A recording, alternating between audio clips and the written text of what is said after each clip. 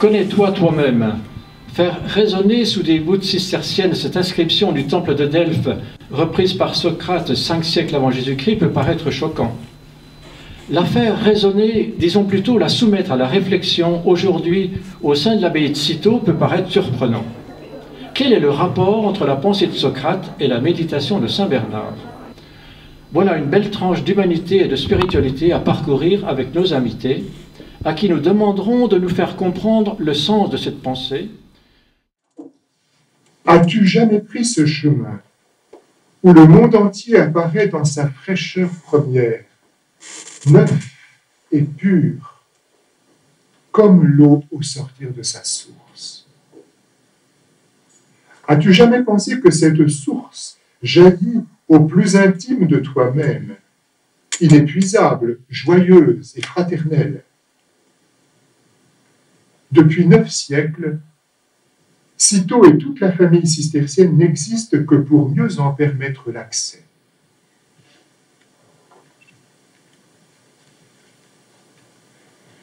Il me semble que ces quelques paroles ne sont pas étrangères au thème que vous avez abordé pendant ce week-end, qui est « Connais-toi toi-même ».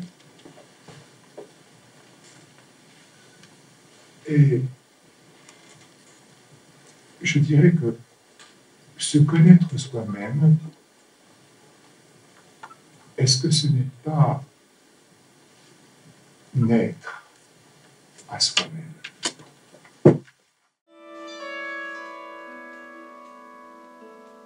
Je vous invite à remonter davantage encore dans le temps. Fermez les yeux, imaginez, vous êtes au 5e siècle avant Jésus-Christ, soit il y a 26 siècles, environ 17 siècles avant l'arrivée de Saint Bernard à Cîteaux. Je pense que c'est pour ça qu'on est tous et toutes là réunis.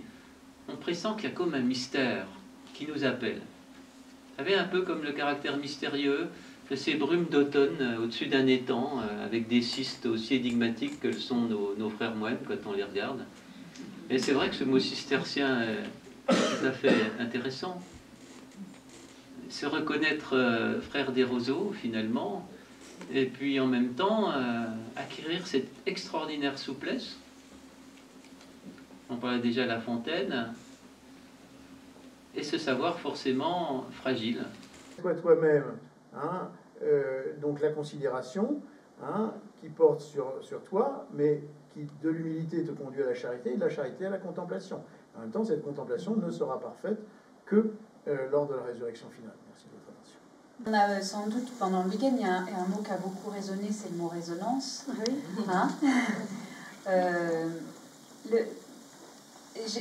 peut-être que je reprendrai le mot résonance. Pour moi, il est associé à un autre mot en musique, qui est l'idée d'harmonique. Avoir à la fois se mettre en harmonie et découvrir les harmoniques d'une musique,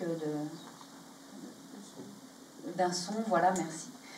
Et j'ai l'impression, quand je parle de ce point central, où je me trouve bien avec moi-même et où je me sens en capacité de retranscrire ce qui m'apparaît, ce que je reçois de l'extérieur, j'ai l'impression, je pourrais le dire autrement en disant que les harmoniques entre moi et ce qui m'entoure sont ajustées.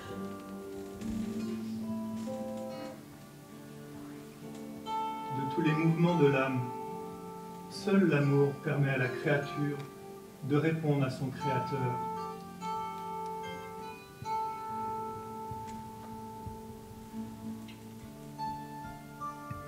Non pas certes d'égal à égal, mais tout de même dans une réciprocité de ressemblance.